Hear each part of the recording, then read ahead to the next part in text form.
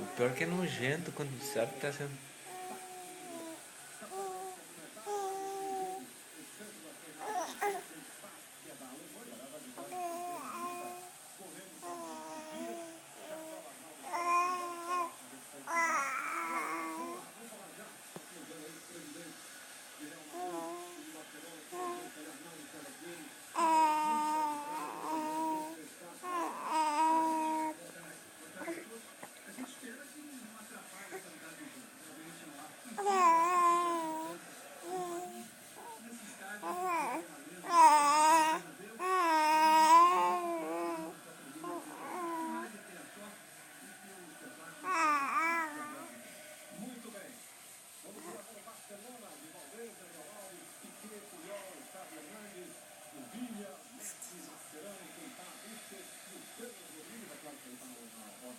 Faz, dá um estalo com o dedo.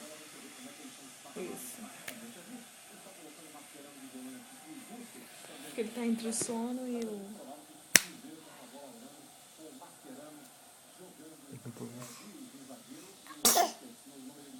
Não fosse espirro, agora ficou esperto.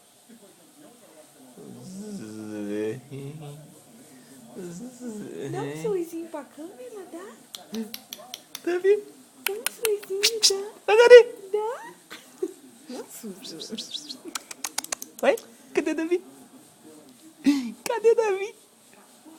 O bebê? Sem vergonha? Hã? Cadê o bebê? Como é que ele consegue olhar pra câmera, mano? Pois é, não, gente. É celebridade. Já nasceu pra ser isso. Nasce, vai bem e Olha caga lá. na saída, isso é coisa de preto.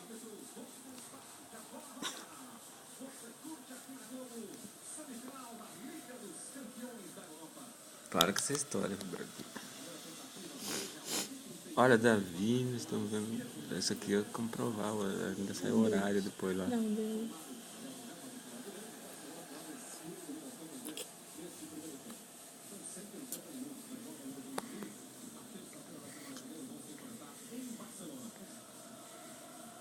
Agora chega. Ele não vai mais fazer graça nenhuma.